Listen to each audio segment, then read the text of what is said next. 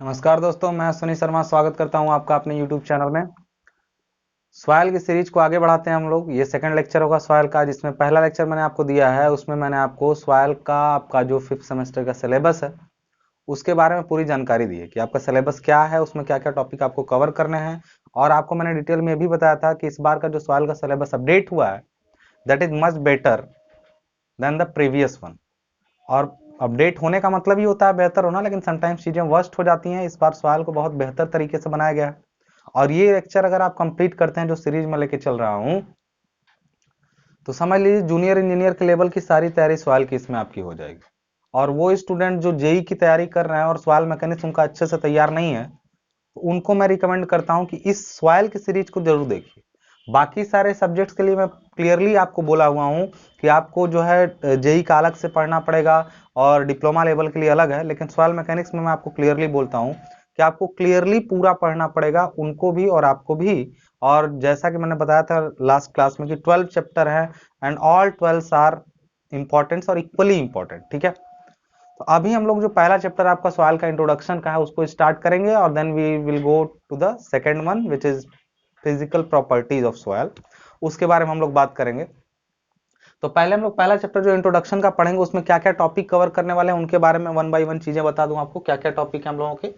सबसे पहला टॉपिक है आप लोग का कि what is soil and what is soil mechanics. ठीक है ना, what is soil and soil mechanics. यहां पर मैं आपको बता दूंगा कि सॉइल क्या है और सॉइल मैकेनिक्स क्या है, उसके बारे में हम लोग पढ़ेंगे आज। दूसरा टॉपिक हम लोग पढ़ेंगे हाउ सॉइल इज फॉर्म्ड, मतलब सॉइल कैसे बनती है। That means we have to study about geological cycle. Clear है। अगली चीज जो आपकी है क्लासिफिकेशन बेस्ड ऑन, क्लासिफिकेशन करना सॉइल का based on transportation, geological formation और इंजीनियरिंग प्रॉपर्टीज। इन तीनों के आधार पर सॉइल का क्लासिफिकेशन होगा। As I have earlier discuss there are multiple basis of classification of anything. देखिए किसी भी चीज को क्लासिफाइड करना हो या उसका टाइप बताना हो तो there may be multiple based of classification, मतलब कई सारे बेसिस पर क्लासिफिकेशन किया जा सकता है।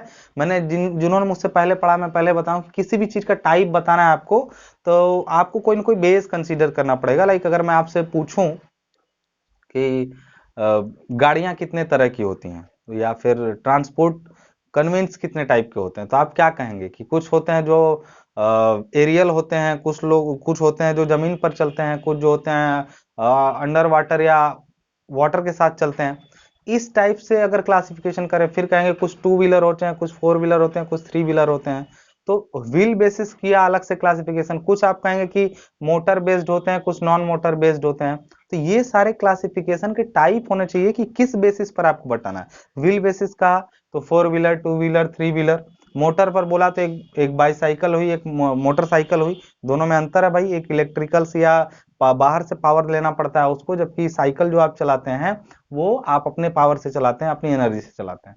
तो ये सब अलग अलग बेसिस पर क्लासिफिकेशन है। दिस इज भाई सवाल का भी हम लोग कुछ क्लासिफिकेशन देखिए, एक सवाल का मेजर क्लासिफिकेशन टॉपिक तो अलग से चैप्टर है, लेकिन सवाल का general classification transportation, geological formation और मीनिंग बेसिस पर किया जा सकता है। ये केवल ओवरव्यूज होंगे। वैसे तो क्लासिफिकेशन एक सवाल का चैप्टर ही है जिसमें हम लोग सारा इंजीनियरिंग प्रॉपर्टी का क्लासिफिकेशन करेंगे और ये सब चीजों का क्लासिफिकेशन वहां पर हमको नहीं पड़ेगा। इसको बहुत डिटेल में आगे एक चैप्टर में भी पढ़ना है, लेकिन बेसिकली यहां पर भी देख लेंगे। फिर हम लोग अगला टॉपिक पढ़ेंगे इसमें आज ही के टॉपिक में कि major groups of soil found in India, मतलब इंडिया में पाए जाने वाले सॉइल के जो मेजर ग्रुप्स हैं वो कौन कौन से हैं, इसके बारे में हम लोगों को पढ़ना है। आई होप चीजें आपको समझ में आ रही होंगी कि हमें आज क्या क्या पढ़ना है और सब हम लोग वन बाय वन कवर करते चलते हैं। तो चलिए आइए देखते हैं क्या क्या है। सबसे पहले what is soil and soil mechanics. The very simple definition of soil that soil is nothing but the decomposed rocks. ठीक है ना, soil is nothing but decomposed rocks, मतलब कोई भी मिट्टी कुछ नहीं होती है, एक डिकम्पोज हुई यानी अपघटित हुई चट्टान होती है। कोई भी रॉक है वो डिकम्पोज हो गई है तो वो रॉक में कन्वर्ट हो जाएगी। एक चीज जान लीजिए, हमें सॉइल का मतलब आप जो मिट्टी समझते हैं और चट्टान समझते हैं दोनों को अलग समझते हैं, ऐसा कुछ एक्चुअली नहीं होता है। ठीक है ना, सॉइल में हर वो चीज पाई जाती है जो चट्टान में भी होती है। हालांकि हम ये कह सकते हैं कि चट्टानों में ये जो चट्टान आप अपने माइंड में कंसीडर किए हैं उसमें रॉकी मिनरल्स ज्यादा होते होंगे और सॉइल में कुछ कम होते हैं। लेकिन कई सारी सॉइल भी होती हैं जिनमें ज्यादातर रॉकी मिनरल्स पाए जाते हैं, लाइक ज्यादातर सिलिका पाई जाती है, क्वार्ट्ज के ज्यादातर पार्ट्स पाए जाते हैं। We will discuss it about later. जब भी आप बिल्डिंग मटेरियल पढ़ेंगे तब आप पढ़ेंगे स्टोन के बारे में, तो वहां पर आपको रॉक मिनरल के बारे में पता चलेगा और यहाँ पर हम लोग सॉइल मिनरल के बारे में पता करेंगे। तो देखिए मिनरल्स बहुत सारे हैं, पूरी पृथ्वी पर बहुत सारे मिनरल हैं, ठीक है। तो मिनरल्स को पढ़ेंगे तो कुछ मिनरल किसी किसी में ज्यादा मात्रा में पाए जाते हैं, कुछ मिनरल कम मात्रा में पाए जाते हैं। तो बिल्डिंग मटेरियल में अगर आपने फर्स्ट ईयर में पढ़ा होगा कि रॉक मिनरल कौन से होते हैं, तो वहां कैल्साइट था, फेल्सपार था, माइका था और जिप्सम था, बहुत सारे मिनरल थे आपके जिनके आधार पे स्टोन का नाम आप लोग देते थे। लेकिन यहाँ पर सॉइल मिनरल्स में जो होंगे वो डिकम्पोज्ड फॉर्म में जो ज्यादातर मिनरल पाए जाते हैं उनके बारे में हम लोग बात करेंगे, ठीक है। तो what is soil? Soil is nothing but the decomposed form of rock. It is porous, मतलब देखिए रॉक्स जो होती हैं वो उसमें पोर्स कम होते हैं, मतलब रंध्र कम होते हैं, लेकिन जो सॉइल होती है उसमें रंध्र क्या होते हैं, बहुत ज्यादा होते हैं, ठीक है। जिन लोगों को ये लग रहा है कि सर आप डेफिनेशन तो नहीं बता रहे हैं, डेफिनेशन लिख भी नहीं रहे हैं, तो प्लीज पहले आप कॉन्सेप्ट को समझने का प्रयास करिएगा। लिखना कैसे एग्जाम में वो आपके सीनियर्स को भी मैं बता चुका हूं कि कैसे एग्जाम देना है, और आपको भी मैं समय आने पर बताऊंगा कि एग्जाम कैसे देना है। और उससे भी अच्छा होगा कि आप नोट्स ले लीजिएगा। नोट्स लेने का तरीका डिस्क्रिप्शन बॉक्स में आपको मिल जाएगा। अभी नोट्स पेड हैं, अगर आप लोगों ने अच्छा सहयोग किया, सब्सक्राइबर अच्छे बने, तो सारी नोट्स मैं फ्री कर दूंगा। ये ऑलरेडी मैं बोल चुका हूं सारे वीडियोस में। तो मैं ये बता चुका हूं कि लिखना कैसे है, तो बस आप लोग जान लीजिए अपघटित चट्टानों को सॉइल या मृदा कहते हैं, ठीक है ना। जब चट्टानें अपने अपघटित फॉर्म में या डिकम्पोज्ड फॉर्म में रहती हैं तो उन्हीं को हम लोग सॉइल कहते हैं। सॉइल मीन्स यहाँ पर सॉइल का अर्थ top most layer of earth से है। जो अर्थ हमारा सरफेस है ना पूरा, उसकी ऊपर वाली लेयर को ही हम लोग पूरा का पूरा सॉइल बोलते हैं, ठीक है। तो सॉइल का जनरल मतलब क्या हुआ? Top most layer of earth. Clear है? अब ये बताइए सॉइल मैकेनिक्स क्या होगा? Soil mechanics is the branch of science in which we deals with the decomposed form of rocks, मतलब और सेडिमेंट्स ऑफ रॉक्स। देखिए यहां पर एक टर्म आता है सेडिमेंट्स। सेडिमेंट्स मतलब होता है जब भी कोई चीज डिकम्पोज होती है तो उसका सेडिमेंट्स यानी उसका जमाव होता है, ठीक है ना। Sedimentation is the process of settling something, मतलब एक चीज समझ लीजिएगा, किसी भी चीज को अगर तोड़ तोड़ करके उसको उसके न्यूट्रलाइज या फिर बैलेंसिंग फॉर्म में ले जाया जाता है तो उसका सेडिमेंट होता है, उसका जमाव होता है, ठीक है ना। जैसे आपने क्या किया, कोई चौक है, चौक को आप पीस लीजिए, फिर उसका पाउडर बन गया। पाउडर जो है ना वो उसका सेडिमेंट है, मतलब उसका अवसाद है, ठीक है। तो हम लोग एक तरह से रॉक के सेडिमेंट्स को ही तो सॉइल कहते हैं। तो यहां पर हम लोग ये भी कह सकते हैं कि soil mechanics is the branch of science in which we deals with the sediments of rocks, मतलब जहां पर हम सेडिमेंट्स ऑफ रॉक्स के साथ डीलिंग करते हैं और उसके बारे में अध्ययन करते हैं, इज कॉल्ड सॉइल मैकेनिक्स। मतलब सॉइल मैकेनिक्स विज्ञान की वह शाखा है जिसमें चट्टानों के अवसादों का अध्ययन किया जाता है। बात समझ में आ रही है? अब वो अध्ययन किस किस टाइप से होगा that will be discuss later in the video, ठीक है ना। उसके बारे में हम लोग बात करते जाएंगे। ये आप लोगों ने समझ लो। दूसरा पार्ट आता है हाउ सॉइल इज फॉर्म्ड और जियोलॉजिकल साइकिल। सॉइल कैसे बनती है? हमने अभी अभी कहा कि soil is formed due to decomposition of rocks. तो चलिए डिकम्पोजिशन करा लेते हैं। And there are multiple cause of decomposition of soil. तो अभी हम लोग देख लेते हैं, पहले ये क्लियर हुआ तो सॉइल कैसे फॉर्म होती है, और फॉर्मेशन को ही कहते हैं जियोलॉजिकल साइकिल। तो जियोलॉजिकल साइकिल क्या है उसके बारे में देख लेते हैं। जब भी कोई रॉक होती है इस टाइप से, सपोज ये कोई रॉक है, ठीक है, ये कोई रॉक है, तो रॉक पर एक प्रोसेस होता है किस चीज का? वेदरिंग का। वेदरिंग का, ठीक है ना। एक चीज जान लीजिए वेदरिंग क्या है, अभी इसके बारे में हम लोग बात करेंगे। वेदरिंग होता है, वेदरिंग होने के बाद रॉक हो जो उसके साथ वेदरिंग हुई, और वेदरिंग होने के बाद अब जो आता है वो, अच्छा वेदरिंग का मतलब अभी बताएंगे। अच्छा ठीक है, चलिए वेदरिंग के कई कारण हो सकते हैं और वेदरिंग क्या है वो सब के बारे में बात करेंगे। वेदरिंग के बाद ये किसी वेदर होके ये रेजिड्यू के फॉर्म में यहाँ पर रुकेगा। रेजिड्यू के फॉर्म में, रेजिड्यू क्या होता है उसके बारे में बात करेंगे। फिर यहां से ये होगा ट्रांसपोर्ट, ट्रांसपोर्ट, और ट्रांसपोर्ट होने के बाद ये किस फॉर्म में पहुंचेगा? डिपॉजिट के फॉर्म में। डिपॉजिट, ट्रांसपोर्ट होगा एक जगह से दूसरे जगह, डिपॉजिट होगा एक जगह पर रुकेगा, और इसी प्रोसेस को ट्रांसपोर्टेशन हो के बाद यहां पर रुकेगा वो। तो यहाँ पर इसका डिपोजिशन भी, ट्रांसपोर्टेशन और डिपोजिशन एक ही मान लीजिए, जैसे एक जगह से दूसरे जगह जा रही है और वहां जाके रुक रही है, तो ट्रांसपोर्टेशन और हम इसी के साथ कर देते हैं डिपोजिशन, ठीक है, डिपोजिशन। और यहाँ पे डिपॉजिट मिला, डिपॉजिट के बाद इसका होगा अपहीवल, अपहीवल यानी ये फिर से अपने फॉर्म में आने का प्रयास करेगी और अपहीवल के बाद ये वापस से किस में कन्वर्ट हो जाएगी, रॉक में। इस चीज को समझिएगा, क्या क्या हुआ, 3 फॉर्म में हुआ ये। अब प्रोसेस कितने हुए, वेदरिंग हुआ, ट्रांसपोर्टेशन हुआ, अपहीवल हुआ। उसमें फॉर्म क्या क्या हुआ, पहले रॉक थी, फिर रेजिड्यू हुआ, फिर डिपॉजिट हुआ। और डिपॉजिट को ही हम लोग क्या कहते हैं, इसी डिपॉजिट को हम लोग क्या कहते हैं, सॉइल कहते हैं, ठीक है ना, और सॉइल कहते हैं। तो एक चीज यहाँ पर जियोलॉजिकल साइकिल को समझिएगा। देखिए यहाँ पर हमने 2 चीजें दिखा दी हैं, एक इसका फॉर्म और इसका प्रोसेस। अगर आप बुक में अपने देखेंगे तो आपको केवल जियोलॉजिकल साइकिल ऐसे मिलेगा, किस टाइप से मैं बता दूंगा। सबसे पहले मिलेगा यहाँ पे वेदरिंग, वेदरिंग, फिर मिलेगा ट्रांसपोर्टेशन, ट्रांसपोर्टेशन, फिर मिलेगा डिपोजिशन, डिपोजिशन, आई होप आपको दिख रहा होगा, डिपोजिशन। और डिपोजिशन के बाद फिर यहां पर आप आएंगे तो मिलेगा अपहीवल, और फिर यहां पर हो जाएगा ऐसे। ये चीजें ऐसे आपको दिखा देंगे। तो ये केवल प्रोसेसेस हैं, process which are continuously running. लेकिन प्रोडक्ट क्या है, ये है प्रोडक्ट, मतलब जो बन रहा है वो ये है। तो आप इसको इग्नोर करिए, आप केवल साइकिल को देखिए। साइकिल में पहले वेदरिंग हो रही है, ट्रांसपोर्टेशन हो रहा है, डिपोजिशन हो रहा है, अपहीवल हो रहा है, फिर वेदरिंग हो रही है, ट्रांसपोर्टेशन हो रहा है, डिपोजिशन हो रहा है, अपहीवल हो रहा है। ये प्रोसेस हो रहा है, लेकिन उन प्रोसेस के दौरान जो प्रोडक्ट बन रहे हैं वो ये प्रोडक्ट बन रहे हैं। तो मैं इनमें दोनों चीजों को एक साथ दिखा दिया हूं, इसलिए भ्रमित मत होइएगा।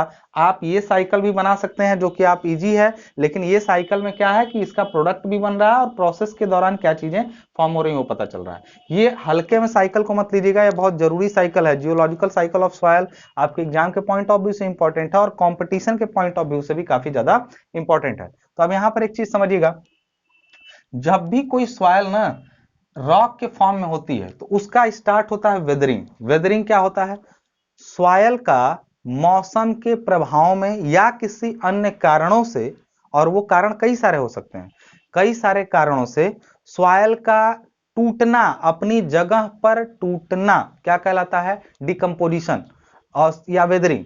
और एक टर्म आता है इरोजन। इरोजन मींस एक जगह से दूसरे जगह जा रहा, movement of soil is called erosion. Movement of soil from one to another place is called erosion. Erosion is different. Weathering is decomposition of rocks और decomposition of soil at the same place. किसी जगह पर soil है या rock है, वो टूट फूट करके अपने टुकड़ों में टूट रही है, तो ये इस समय यहाँ क्या हो रहा है, वेदरिंग।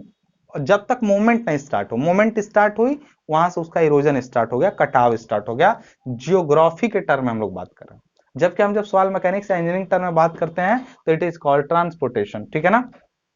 तो एक चीज जान लीजिएगा, ट्रांसपोर्टेशन है, मैं ट्रांसपोर्ट लिखा हूं, ट्रांसपोर्टेशन है, ठीक है ना, बातें कहिए। तो एक चीज बताइए, जब रॉक यहां से वेदरिंग हो करके, वेदरिंग होगी तो वो कहीं जाएगा नहीं, वो रेजिड्यू के फॉर्म में हो जाएगा। एक चीज जान लीजिएगा, जब किसी जगह पर वेदरिंग होती है तो उसके 2 मेजर कारण हो सकते हैं। क्या मेजर कारण हो सकते हैं, एक फिजिकल कारण हो सकते हैं, कुछ कुछ फिजिकल कॉज हो सकते हैं, कुछ केमिकल कॉज हो सकते हैं। तो what are the physical and chemical cause of weathering of rocks, ये भी क्वेश्चन आपके एग्जाम में कई बार बनता है कि किसी चट्टानों के अपघटन के भौतिक और रासायनिक कारण क्या क्या है। तो मैं उनके बारे में भी आपको बता दूं, नोट्स में आपको मिल जाएगा। अदरवाइज आप इस चीज को इस तरीके से समझिएगा, जब भी कोई चट्टान होती है तो उस पर फिजिकल कारण क्या क्या हो सकते हैं उसके टूटने के उसी जगह पर। तो देखिए फिजिकली सबसे बड़ा कारण होता है टेम्परेचर वेरिएशन का। इसको समझने के लिए आपको थोड़ा सा मैं इसको मिटाऊंगा। आपको ये चीज ध्यान रखना है यहाँ पे, ये साइकिल आपके मन में बैठ जाना चाहिए। सबसे पहले रॉक है, वेदरिंग हुआ है, तो वेदरिंग के बारे में अभी हम बात कर रहे हैं, फिर हम बात करेंगे ट्रांसपोर्टेशन के बारे में, और ये तो खास कुछ है नहीं। अपहीवल का मतलब देखिए, वेदरिंग होके बनेगा रेजिड्यू, फिर ट्रांसपोर्ट होगा और सॉइल बनेगी। और अपहीवल का मतलब होता है जो सॉइल इकट्ठा हुई है ना, सॉइल इकट्ठा हुई है, वो जमते जमते फिर उसके पार्टिकल बहुत पास आने लगेंगे। जैसे सॉइल है, वो दबी दबी टेम्परेचर प्रेशर उस पर पड़ता जा रहा है और वो जुड़ करके एक सॉलिड चट्टान का रूप लेती है, and this process is known as upheaval. मतलब फिर से उसका रॉक में कन्वर्ट होना इज कॉल्ड अपहीवल। इसको हिंदी में अभ्युत्थान बोलते हैं। अभ्युत्थान मतलब फिर से इसका बनना अपने पुराने फॉर्म में। तो ये चीजें आपको कंटिन्यूअसली समझ में आ रही होंगी। तो चलिए हम लोग बात करते हैं फिजिकल कॉज ऑफ वेदरिंग का, और वो फिजिकल कॉज क्या क्या है इनके बारे में चलिए हम लोग फटाफट बात कर लेते हैं। देखिए इसके लिए आपको मैं यहाँ पे ऐसे कर दे रहा हूँ, ये रहना चाहिए इसलिए मैं इसको मिटा नहीं रहा हूँ और जगह नहीं। तो चलिए फिजिकल कॉज में पहला कॉज हम लोग बात कर लेते हैं थर्मल एक्सपेंशन फैक्टर का। Thermal expansion factor of minerals. आप एक चीज जान लीजिए, कोई भी रॉक जो होती है ना, वो किसी न किसी मिनरल से, मल्टीपल मिनरल से या फिर सिंगल मिनरल से बनती है, ठीक है। तो ऐसी रॉक्स जो केवल एक मिनरल से मिलकर बनी होती है उसको हम लोग कहते हैं मोनो मिनरलिक रॉक, और ऐसी रॉक जो कई सारे मिनरल से मिलकर बनती है उसको पॉलीमिनरलिक रॉक बोलते हैं। पॉलीमिनरलिक मतलब there will be multiple minerals which are contributed in the formation of that rock. Clear है बात, चीजें समझ में आ रही हैं आपको। और जो ये होता है थर्मल एक्सपेंशन फैक्टर, ये क्या होता है, रेखीय प्रसार गुणांक। कोई भी पदार्थ का रेखीय प्रसार गुणांक उसका एक गुण प्रदर्शित करता है जिसके वजह से टेम्परेचर पाकर वो चीज कितना फैलेगी और कितना सिकुड़ेगी ये पता चल जाएगा। लाइक अगर मेरा थर्मल एक्सपेंशन फैक्टर ज्यादा है तो टेम्परेचर वेरिएशन से मेरे अंदर एक्सपेंशन या फिर श्रिंकेज ज्यादा तेजी से होगा, और अगर थर्मल एक्सपेंशन फैक्टर कम है तो टेम्परेचर पाकर के मैं ज्यादा फैलूंगा या सिकुड़ूंगा नहीं। आई होप समझ में आ रही होंगी चीजें। तो एक बात है, ये कई सारे मिनरल्स आपस में ऐसे जुड़े हुए हैं। सपोज करिए मिल के रॉक बनी, एक रॉक है, रॉक में कई सारे मिनरल हैं। अब जब टेम्परेचर कहीं पर बहुत ज्यादा बढ़ा, किसी जगह पे रॉक्स हैं और उनमें टेम्परेचर कहीं बहुत ज्यादा तेजी से बढ़ा, तो क्या होगा बताइए। एक मिनरल का थर्मल एक्सपेंशन फैक्टर अलग है, दूसरे का अलग है, हर मटेरियल का अलग अलग होता है, तो वो एक ज्यादा फैलेगा और एक कम फैलेगा। तो बताइए एक ही से मिल के बने हैं दोनों आपस में चिपक के, एक ज्यादा फैलेगा एक कम, तो टूट नहीं जाएंगे। तो जाहिर सी बात है थर्मल एक्सपेंशन फैक्टर जो होता है एक मेन कॉज होता है जिसके वजह से इनकी फिजिकल वेदरिंग हो जाती है, ठीक है। दूसरा एक कारण क्या हो सकता है, दूसरा कारण क्या हो सकता है, पानी का। जैसे वाटर, वाटर के केस में तो कई रीजन हो सकते हैं इसके। जैसे वाटर का फ्रीजिंग पॉइंट के बारे में आप बहुत अच्छे से पढ़े होंगे कि पानी जब होता है परतों में, जब जमा होता है अंदर जाकर के रॉक्स वगैरह में, और टेम्परेचर उसका काफी डाउन हो जाता है पानी का, तो वो बर्फ में कन्वर्ट होता है। तो जब पानी उसके अंदर जमा होता है तो 4 डिग्री सेल्सियस पे जो वाटर रहता है तब तो वो उसकी डेंसिटी सबसे मैक्सिमम होती है। आपने ये पढ़ा होगा कहीं ना कहीं, साइंस में, फिजिक्स में, कहीं भी। तो आपने जब पानी उसके अंदर जमा है और रंध्रों में यानी पोर्स में पानी भर गया, ठीक है, पूरा छोटा छोटा पोर्स था उसमें पूरा पानी भर गया, और जब वो वापस में और ठंडा होकर बर्फ में कन्वर्ट होता है तो इट एक्सपेंड्स, मतलब इसका वॉल्यूम क्या होता है, बढ़ता है। तो इस केस में बताइए क्या होगा, जब कोई चीज होल में गई थी तो उसका वॉल्यूम कम था और बाद में वो बढ़ने लगा तो फिर वो रॉक्स को क्या करेगा, तोड़ देगा। तो ये एक कारण हो सकता है वाटर का फ्रीजिंग, यानी freezing of water in the pores, मतलब पानी के सॉइल के पोर्स के अंदर पानी का जमना भी उसके फिजिकल वेदरिंग का एक कारण हो सकता है। और कारण इसके क्या क्या हो सकते हैं, एक्सफोलिएशन एक टर्म आता है, एक्सफोलिएशन। एक्सफोलिएशन हिंदी में कहते हैं, एक सेकेंड, हिंदी में कहते हैं इसको अपरपरण, यही ज्यादा आसान है, एक्सफोलिएशन है, ठीक है ना। अपरपरण, इसका अपरपरण ही क्या है ना, क्या है, अपरपणन, ठीक है ना। तो अपरपणन जो है एक्सफोलिएशन, इसको ऐसे समझिए, रॉक है, रॉक का जो पूरा सरफेस है, जानते हैं रॉक से पहले घर मकान बनते थे, लेकिन रॉक्स की जगह ईंट ने ले लिया, ब्रिक्स ने ले लिया। इसका सबसे बड़ा कारण क्या था कि ये पीछे हट गया, क्योंकि सब कुछ तो रॉक में अच्छा था, मजबूत भी थी, चूने के साथ उसकी बाइंडिंग भी अच्छी थी, लेकिन उसमें एक मेन कारण था, एक कि उसको काटना छांटना मुश्किल था, एक तो ये चलिए रीजन है। दूसरा टेक्निकल एरर जो उसमें आ रही थी कि वो अग्निरोधक नहीं था, मतलब टेम्परेचर पाकर के ईंट जल्दी चटकती नहीं है जबकि पत्थर चटक जाते हैं, टूट जाते हैं। तो देखिए एक्सफोलिएशन वही बताता है कि जब भी किसी रॉक का टेम्परेचर बढ़ता है तो उसके आउटर सरफेस का टेम्परेचर बढ़ने लगता है और अंदर के सरफेस का टेम्परेचर जो होता है वो कम रहता है। तो बाहर वाला फैल गया, अंदर वाला नहीं फैला, तो उसके वजह से परतें आपस में अलग हो जाती हैं और उनका क्या हो जाता है, वेदरिंग हो जाता है। और कारण क्या हो सकते हैं वेदरिंग के, वेदरिंग के और रीजन क्या हो सकते हैं। अब देखिए इसमें कुछ और रीजन आपके दिए हुए हैं, जैसे कि पेड़ पौधे की जड़ें जब रॉक्स के अंदर कभी कभी चली जाती हैं और बाद में पेड़ जब बढ़ने लगता है तो उसकी जड़ें भी क्या होती हैं, बढ़ती हैं। जानते हैं कहीं पर कोई छोटा सा पौधा उग रहा है तो अभी शुरुआत हुआ है और वहां पे उसकी जड़ें थोड़ी अंदर तक गई हैं और धीरे धीरे वो बढ़ने लगेगा, तो वहां की मिट्टी को क्या करेगा, रॉक को क्या करेगा, वो तोड़ देगा। तो इस वजह से इसका एक कारण ये भी हो सकता है, ठीक है। ये तो चलिए फिजिकल रीजन थे वेदरिंग के, और कुछ केमिकल रीजन भी होते हैं। कुछ केमिकल रीजन भी होते हैं वेदरिंग के, वो कौन कौन से होते हैं उनके बारे में भी जरा हम लोग बात कर लें। यहाँ पे इसको मैं थोड़ा ऊपर बना दूं तो ऐसे प्रॉब्लम कर रहा है, इसको ऐसे मैं कर लेता हूँ, रुकिए एक सेकंड। मैंने सबसे पहले क्या लिखा था, सबसे पहले हमने लिखा था कि क्या होगी, वेदरिंग होगा, फिर इसका क्या होगा, खाली मैंने आप प्रोसेस का नाम लिख रहा हूँ, ट्रांसपोर्टेशन होगा, और यहाँ पर फिर क्या होगा, डिपोजिशन होगा, फिर इसका होगा अपहीवल, और फिर से क्या होगी ऐसे ये। अब ट्रांसपोर्टेशन होगा, यहाँ पे इस यहाँ तक सॉइल किस फॉर्म में थी, रेजिडुअल फॉर्म में थी, मतलब इसका ट्रांसपोर्टेशन नहीं हुआ था, बताऊंगा अभी ये क्या है। और यहाँ पर ये रॉक फॉर्म में थी, और यहाँ पर ये डिपॉजिट फॉर्म में थी, डिपॉजिट मतलब सेडिमेंट फॉर्म में थी। ये समझने के लिए आप मन में रखिए, इसका कोई बहुत मतलब नहीं है, ठीक है। ये चीजें मैंने आपको बता दिया, ठीक है। प्रोसेस तो वो है ही है, ये उसके फॉर्म है, ठीक है।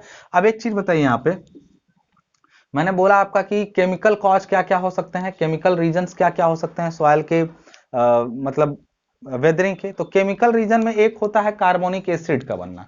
जैसे अगर चट्टानों के अंदर पानी है तो वो कार्बन डाइऑक्साइड से रिएक्शन करके कार्बोनिक एसिड बना लेता है, ठीक है। कार्बोनिक एसिड बनाएगा तो एसिडिक एक्शन होगा और रॉक्स क्या होती हैं, टूट जाती हैं पूरी तरीके से। ये रीजन होता है केमिकल रीजन का।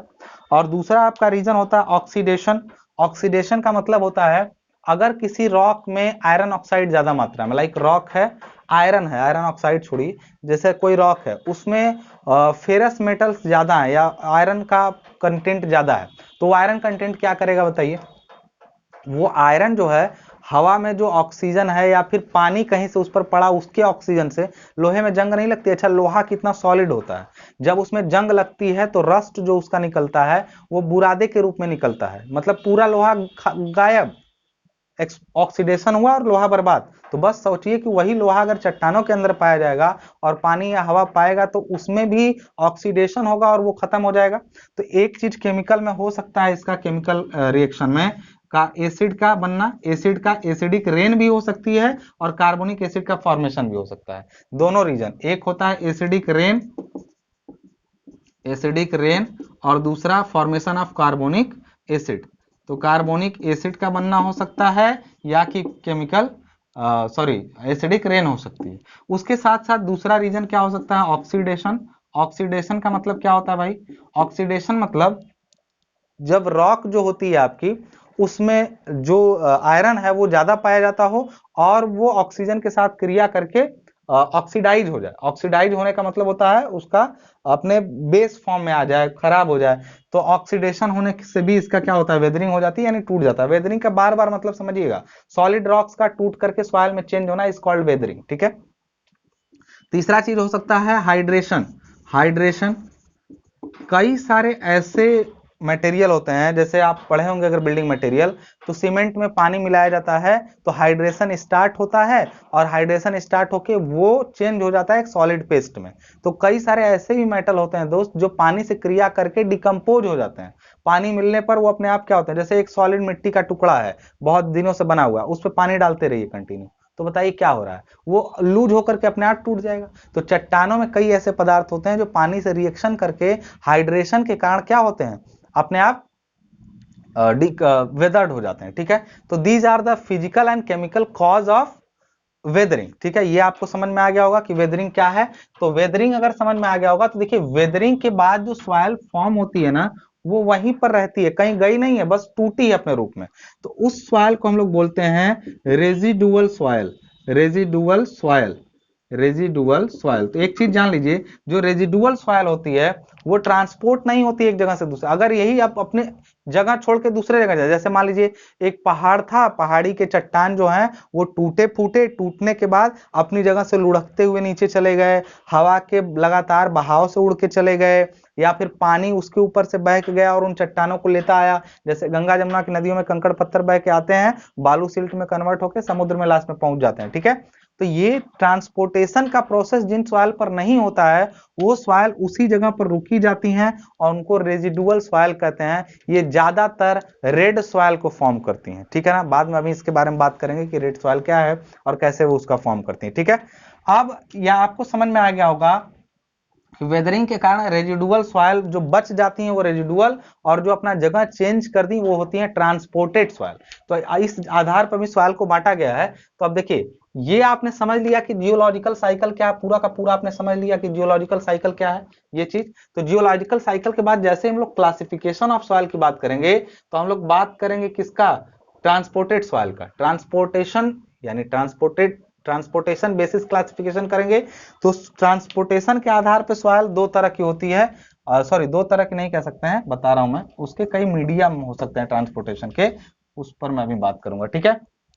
सबसे पहले जो ट्रांसपोर्टेशन बेसिस क्लासिफिकेशन होता है, transportation basis classification, transportation basis classification, तो उसमें होता है सबसे पहले देखिए, किसी चीज का ट्रांसपोर्ट होना उसके मीडिया के आधार पर, ट्रांसपोर्टेशन कितने तरह से हो सकता है। तो पहला ट्रांसपोर्टेशन मीडियम हो सकता है वाटर। कोई भी सॉइल एक जगह से दूसरी जगह किसके वजह से जा सकती है, वाटर की वजह से। दूसरा किसके वजह से जा सकती है, विंड की वजह से। तीसरा किसके वजह से जा सकती है, ग्लेशियर्स की वजह से, ग्लेशियर्स यानी बर्फ के बड़े बड़े पहाड़। चौथा जा सकता है वो ग्रेविटी की वजह से। ये चार तरीके हो सकते हैं जिससे सॉइल एक जगह से दूसरे जगह पर जा सकती है। सॉइल एक जगह से, जैसे गंगा नदी निकली गंगोत्री से और नीचे की तरफ आ रही है, तो उसके साथ कई सारे चट्टान और सॉइल के टुकड़े या इन चीजों को वो लेके आती है अपने साथ।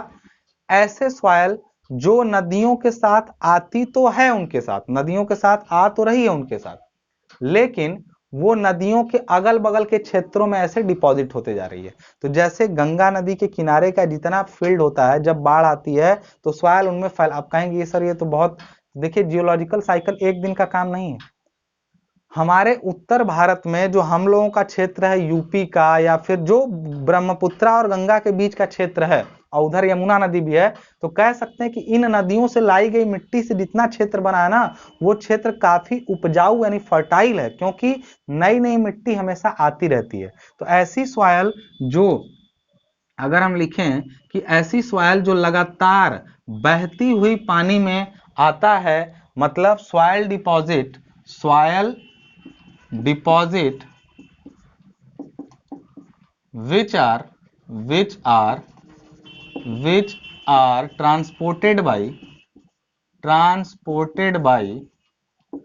running water। देखिए सॉइल लाई जाती है वाटर के द्वारा, लेकिन अभी देखिए वाटर में भी कई टाइप हो जाएंगे।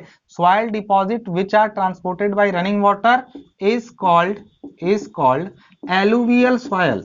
एलुवियल सॉइल, इस चीज को ध्यान रखिएगा दोस्त। यहाँ पे आई होप आपको दिख रहा होगा, नहीं दिख रहा है क्लियरली इसको देखिए, मैंने लिखा है यहाँ पे alluvial soil. Alluvial soil, alluvial soil क्या होती है, जब बहती हुई नदी अपने साथ डिपॉजिट लाती है तो उसको हम लोग एलुवियल सॉइल कहते हैं, एलुवियल सॉइल कहते हैं, ठीक है। अब देखिए आपको इतना समझ होगा, तो एक सॉइल तो एलुवियल हुई, मतलब वाटर ट्रांसपोर्टेड में एक एलुवियल हुई, और एक जब नदी ऊपर से सपोज करिए आ रही है, ठीक है, और जब वो अपने डेल्टाई जोन में पहुंचती है, जैसे कोई भी नदी जब पहुंचती है अपने किनारे जहां पर उसको समुद्र में गिरना होता है, तो उसके पहले वो उसका जो ढाल होता है वो काफी कम और काफी धीमी गति से बहने लगती है। जैसे ऊपर से जब गिरती है ना, तो बहुत तेज गति से नदियां गिरती हैं, ऊपर से जब गिरती है नदियां तो बहुत तेज गति से गिरती हैं, लेकिन जब नीचे की तरफ आती है तो उनकी गति धीरे धीरे कम होती जाती है। जैसे गंगा निकला, अब जाएगा बंगाल की खाड़ी में, जब गंगा नदी गिरेगी तो उस समय उसकी गति काफी कम हो जाती है। तो जब कई नदियां आप गिरती हैं इस तरीके से, नदियां ऊपर से इस तरीके से गिरते हुए नीचे आती हैं, तो जब वो नीचे पहुंचती हैं अपने डेल्टाई जोन में, तो वो कई सारी स्ट्रीम्स में बंट जाती हैं और इसी तरह डेल्टा बनाती हैं, और डेल्टा के बीच बीच में कहीं कहीं पर छोटे छोटे गड्ढों में नदियों का पानी भर जाता है, जिनसे झीलें बन जाती हैं। तो ऐसी सॉइल जो झीलों की तली में पाई जाती है, the soil which is formed in the bed of the lake, मैंने क्या बोला, soil deposit which is found, मैंने देखिए पहला लिखा है एलुवियल सॉइल, मतलब soil deposit which are transported by running water is called alluvial soil. तो मैंने वाटर ट्रांसपोर्टेड में पहला सॉइल क्या लिखा, एलुवियल सॉइल। पहला सॉइल क्या लिखा, एलुवियल सॉइल। जलोढ़ मिट्टी बोलते हैं, हिंदी नाम मैंने अभी तक नहीं बोला था, इसको हिंदी में बोलते हैं जलोढ़ मिट्टी, ठीक है, एलुवियल सॉइल। जलोढ़ मिट्टी। दूसरा होता है lacustrine soil, lacustrine soil, lacustrine soil, soil deposit मतलब सॉइल का वह डिपॉजिट विच इज फाउंड मतलब जो पाया जाता है इन the bed of the lake मतलब किसी नदी सॉरी झील के तली में, जो कि रुका रहता है। ये तो रनिंग वाटर में है नहीं, रुकी हुई झील की तली में पाए जाने वाली जो मिट्टी होती है वो होती है लैकस्ट्रीन सॉइल। और तीसरा होता है वाटर से के ही थ्रू जो होता है वो मैरीन सॉइल होता है। मैरीन सॉइल मतलब जो सॉइल लास्ट में बहते हुए यहां भी नहीं रुकी, झीलों में भी नहीं रुकी, और बहुत महीन पार्टिकल्स उसके बहते हुए समुद्र में जाके गिरे, और समुद्र की सतह पर जो सॉइल पाई जाती है उन सॉइल को कहते हैं हम लोग मैरीन सॉइल। तो तीनों तो वाटर से ही ट्रांसपोर्ट हुए हैं। आई होप समझ में आ रही होंगी आपको चीजें कि all these soils are transported by water and somehow related to water but there are different name according to their particle size or behavior। ये सॉइल ना काफी फर्टाइल होती है, ये सब फर्टाइल है, सब में कुछ ना कुछ गुण है, लेकिन इस मैरीन सॉइल में सिल्ट की मात्रा काफी ज्यादा होती है, क्योंकि सिल्ट काफी हल्की होती है और छोटी मात्रा में होती है तो बह के समुद्र में चली जाती है, तो इसलिए सिल्ट की मात्रा इनमें ज्यादा होती है और इनका साइज काफी छोटा होता है, जबकि एलुवियल सॉइल तुलनात्मक रूप से कंपैरेटिवली बड़ी होती है। समझ में आ रही होगी बात? आई होप समझ में आ रहा होगा चीजें आपको कि अगर हम ट्रांसपोर्ट बेसिस क्लासिफिकेशन करें तो अगर ट्रांसपोर्ट मीडिया वाटर है तो वाटर पर 3 हो गए। विंड में आप देखिए इसी तरह मैं मिटा रहा हूं, जगह का अभाव है थोड़ा तो मैं इनको मिटा रहा हूं, ठीक है ना। आप देखिए हम बात करते हैं विंड के आधार पे, अगर विंड बेसिस कोई सॉइल है तो उसको हम लोग एओलिन सॉइल बोलते हैं। एओलिन मतलब which is the soil which is transported by wind is called aeolian soil, aeolian soil. लेकिन इसमें देखिए 2 टाइप होते हैं एओलिन में। कभी कभी जैसे एक जगह पे हवा हवा अक्सर देखते होंगे जहां तेज हवाएं चलती हैं तो धूल के पार्टिकल्स एक जगह से उड़ के दूसरे जगह जाके इकट्ठा होते हैं, और अक्सर रेगिस्तानों में जहां बालू का देखते होंगे टीला बन जाता है तो हवाएं लगातार एक ही स्पीड से, और अवरोध है नहीं, अवरोध मतलब ऑब्स्टेकल्स, जैसे शहरों में हवाएं चलती है ना तो कहीं तेज कहीं धीमी, क्योंकि जहां बिल्डिंग्स है वहां हवाएं नहीं मिलेंगी, और जहां गति मिल रही है रुकावट नहीं वहां हवाएं तेज चलती हैं। रेगिस्तान में मरुस्थलों में जहां तेज हवाएं चलती हैं लगातार एक ही स्पीड से एक ही दिशा में, वहां वो रात में टीला एक जगह था दूसरी जगह उठा के उसको रख देती हैं पूरा। तो जब बड़े बड़े दानेदार मिट्टी को एक जगह से उठा के दूसरे जगह पर सॉइल रख दी जाती है हवा के द्वारा ट्रांसपोर्ट करा के, तो वैसी सॉइल को हम लोग बोलते हैं ड्यून्स। क्या बोलते हैं? एओलिन में पहला पार्ट क्या हुआ? ड्यून्स। ड्यून्स को हम लोग सैंड ड्यून्स भी बोलते हैं, ये है ड्यून्स एओलिन का part. All the soils which are transported by wind is called aeolian soil. देखिए यहां पर हिंदी में नाम लेऊंगा इसको तो इसको कहते हैं वायोड़ मृदा। इसको देखिए वाटर ट्रांसपोर्टेड में एक जलोढ़ थी, एक सरोवरी थी, लैकस्ट्रीन वाला सरोवरी था, और समुद्री था जो लास्ट में था मैरीन सॉइल। हिंदी नाम भी मैं लेता चल रहा हूं यहाँ पे। जो सबसे पहले वाटर वाले में था उसको जलोढ़ मिट्टी कहते हैं, और उसके बाद दूसरा जो था लैकस्ट्रीन विच इज नोन एज सरोवरी मृदा। सरोवरी मतलब जो सरोवर यानी झील के नीचे पाई जाती हो। यहां पर बात करते हैं हम लोग तीसरा में तो मैरीन था यानी समुद्री मृदा या समुद्री निक्षेप बोलते हैं उसको। Wind transported soil is called aeolian soil, और हिंदी नाम कहते हैं इसको वायोड़ मृदा। अच्छा, वायोड़ मतलब जो वायु से ट्रांसपोर्ट होती हो।